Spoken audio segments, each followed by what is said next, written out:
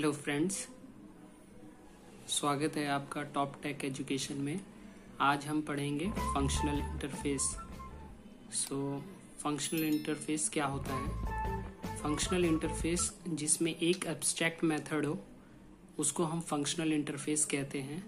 यहाँ पे 4 functional interface मैंने मेंशन कर रखा है, जैसे कि रनेबल एक फंक्शनल इंटरफेस है, उसमें एक ही मेथड है, रन एक मेथड है। दूसरा कॉलेबल जिसमें एक मेथड है, कॉल मेथड। तीसरा एक्शनल लिसनर है, उसमें एक एक्शन परफॉर्म्ड मेथड है। और चौथा है कंपेरेबल जिसमें कंपेयर टू मेथड है। तो ये 4 फंक्शनल इंटरफेसेस हैं। तो हमें फंक्शनल इंटरफेसेस की जरूरत क्या पड़ी लैम्डा जावा 8 में लाने के लिए? क्या जरूरत पड़ी जिससे हमने लाया? अगर हम functional to invoke or to call a lambda expression, we have used functional interfaces. हम जो भी वैल्यू है लैम्डा एक्सप्रेशन की उसको स्टोर करने के लिए हमने फंक्शनल इंटरफेस का यूज किया है इसमें। हम यहाँ पे देखेंगे, नीचे हम आते हैं, देखते हैं कि फंक्शनल इंटरफेस और नॉर्मल इंटरफेस में क्या डिफरेंस है। फंक्शनल इंटरफेस जो होता है उसमें एक एब्स्ट्रैक्ट मेथड होगा और यहाँ पे आप देख पा रहे होंगे डिफॉल्ट। यहाँ पे बहुत सारे डिफॉल्ट मेथड हो सकते हैं, बहुत सारा पब्लिक स्टैटिक मेथड बहुत सारा हो सकता है यहाँ पे, ठीक है। But in a functional interface there will be only one abstract method is there, okay. In normal interface में क्या होता है कि हम बहुत सारे मेथड हम बना सकते हैं, ठीक है। उसको हम लोग नॉर्मल इंटरफेस कहते हैं, ठीक है। अब हमारा टॉपिक है कि फंक्शनल इंटरफेस एनोटेशन। हम लोग @ फंक्शनल इंटरफेस यूज करते हैं, उसका क्या यूजेस है यहाँ पे हम देखेंगे कि फंक्शनल इंटरफेस एनोटेशन होता क्या है। एक जावा 8 में एक फंक्शनैलिटी दे दी गई है फंक्शनल इंटरफेस करके।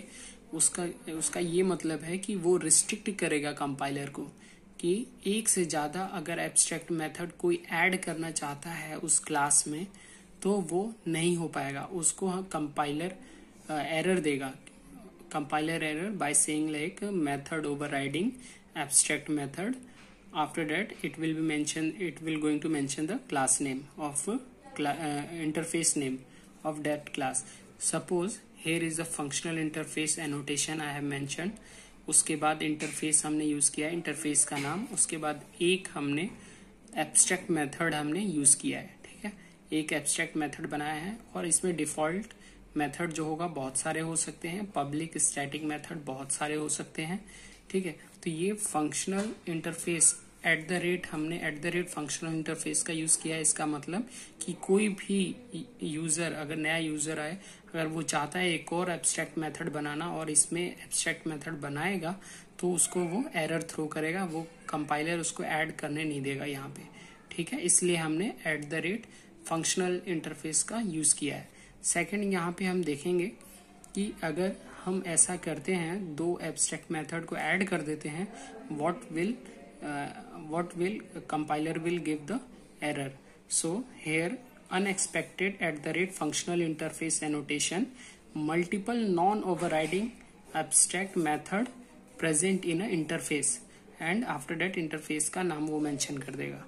तो इससे ये पता चलता है कि हम किसी भी फंक्शनल इंटरफेस में एक से ज्यादा एब्स्ट्रैक्ट मेथड को यूज नहीं कर सकते, नहीं लिख सकते उसको, ठीक है। अब एक और एग्जांपल देखेंगे हम। यहाँ पे एक एग्जांपल है फंक्शनल इंटरफेस जिसमें कोई भी मेथड नहीं है, तो कंपाइलर क्या एरर देगा? Unexpected functional interface annotation, no abstract method found in the interface, and after that interface name will be going to provide by the compiler. So compiler ये बोलना चाहता है कि इसमें कोई भी एक एब्स्ट्रैक्ट मेथड नहीं है, hence इसको हम फंक्शनल इंटरफेस डिक्लेयर नहीं कर सकते। Thank you, please do like, share and subscribe my channel.